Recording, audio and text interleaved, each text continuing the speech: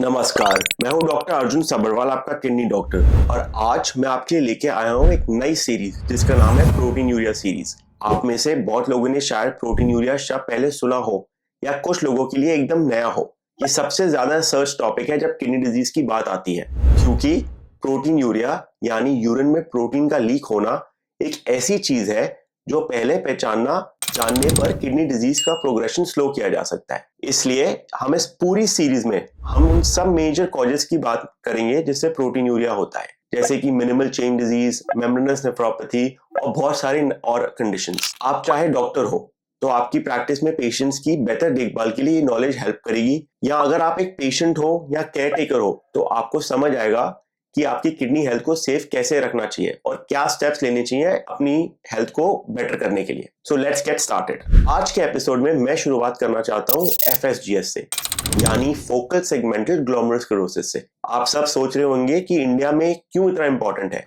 तो दोस्तों, new England journal of medicine में एक रीसेंट स्टडी आई थी जिसने दिखाया था कि FSGS के केसेस इंडिया में बढ़ रहे हैं, और इसके मुताबिक बहुत लोगों को FSGS लेट डायग्नोज हो रहा है जब तक उनको किडनी फेलियर ऑलरेडी हो चुका है। ये अलार्मिंग ट्रेंड हमें ये बताता है कि अवेयरनेस और अर्ली डिटेक्शन कितना क्रूशियल है, क्योंकि FSGS आगे जाकर क्रॉनिक किडनी डिजीज या किडनी फेलियर भी कर सकता है। इसलिए मैं चाहता हूं कि आप ये पूरी वीडियो देखें, क्योंकि हम FSGS के बारे में सिर्फ सुपरफिशियल बात नहीं करेंगे बल्कि इन डेप्थ डिस्कशन करेंगे, उसकी अलग अलग कैटेगरीज, किडनी बायोप्सी की इंपॉर्टेंस और सबसे नई गाइडलाइंस और medicine, including the KDIGO guidelines. Before I go ahead, I want to say that if you like these videos, make sure कि आप सब्सक्राइब करें, और अगर आप चाहें तो आप चैनल को सपोर्ट कर सकते हैं by becoming a member also. मैं एक पेशेंट की बात करना चाहूंगा जिनके पैरों में सूजन और यूरिन में झाग आई, पर उन्होंने इस बात पर ध्यान नहीं दिया। जब वो क्लिनिक आए तो टेस्ट से पता चला कि उनके प्रोटीन यूरिया काफी ज्यादा था, लेकिन क्योंकि उनका डायग्नोसिस जल्दी हो गया,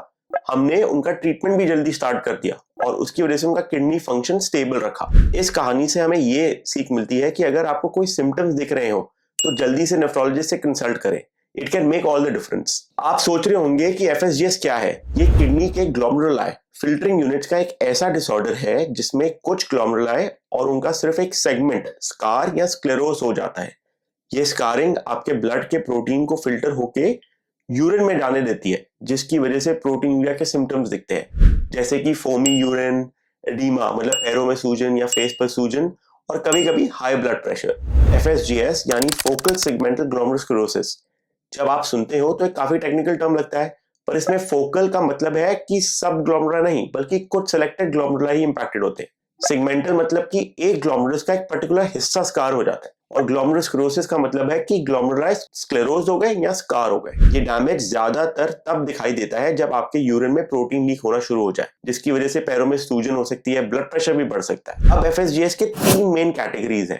एक तो प्राइमरी FSGS जो इडियोपैथिक है और अक्सर इम्यून मीडिएटेड प्रोसेस के से जुड़ी होती है। जेनेटिक FSGS ये जीन म्यूटेशंस की वजह से होती है, मतलब कि आपकी फैमिली हिस्ट्री में किसी को ऐसा हो सकता है और ये फैमिलीज में पास हो सकती है।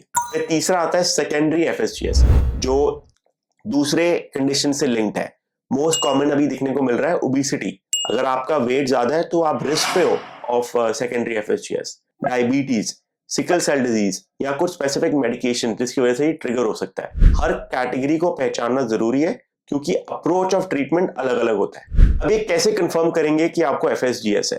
आप हमारे पास हमें देखने आए, हमने आपका यूरिन टेस्ट किया और आपके यूरिन में काफी प्रोटीन निकला। नेक्स्ट थिंग हम रेकमेंड करते हैं किडनी बायोप्सी।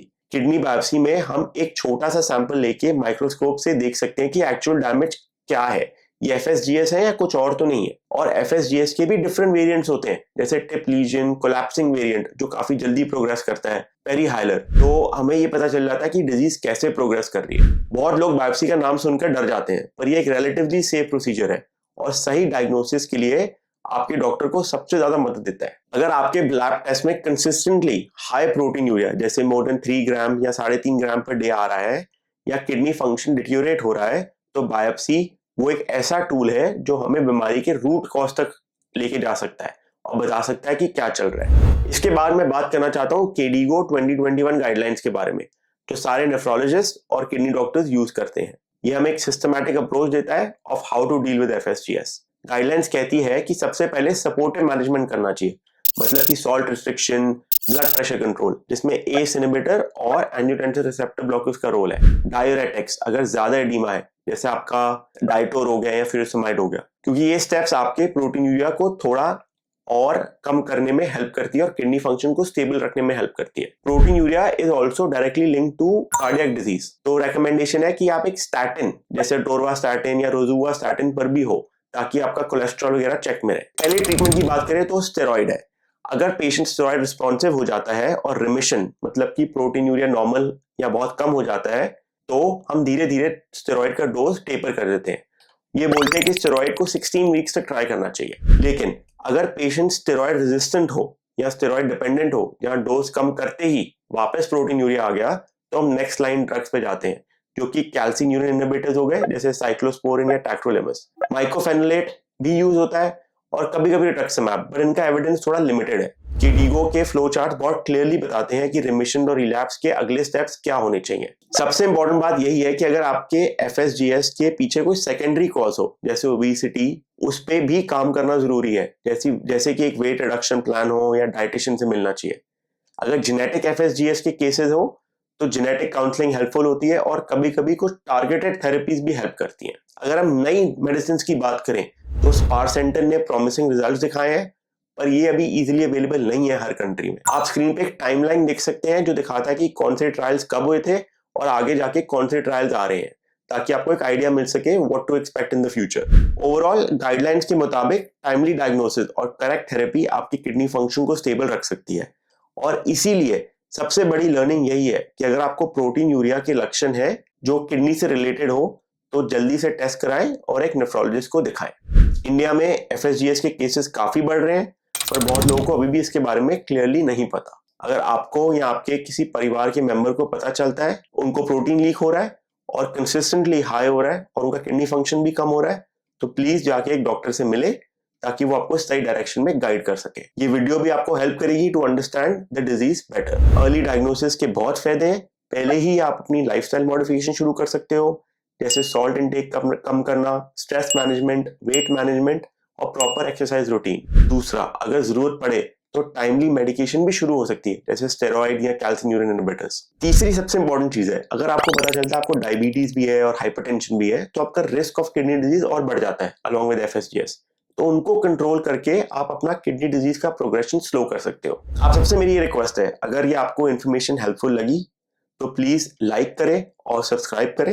आप चैनल को सपोर्ट कर सकते हो by becoming a member and by sharing it with other people. Make sure आप बेल आइकन को हिट करें ताकि प्रोटीनूरिया सीरीज के कोई भी एपिसोड आप मिस ना करो, क्योंकि अगले एपिसोड में हम बात करेंगे मिनिमल चेन डिजीज के बारे में, मेम्ब्रेनस नेफ्रोपैथी के बारे में, लूपस के बारे में और कई और कंडीशंस। अगर आपके मन में कोई भी सवाल है तो कमेंट सेक्शन में जरूर लिखें, मैं पूरी कोशिश करूंगा इसका जवाब देने की। याद रखें, अर्ली डिटेक्शन ही बेस्ट प्रोटेक्शन है। किसी भी हेल्थ इशू को जल्दी पहचानने से आपकी हेल्थ सिग्निफिकेंटली इंप्रूव हो सकती है।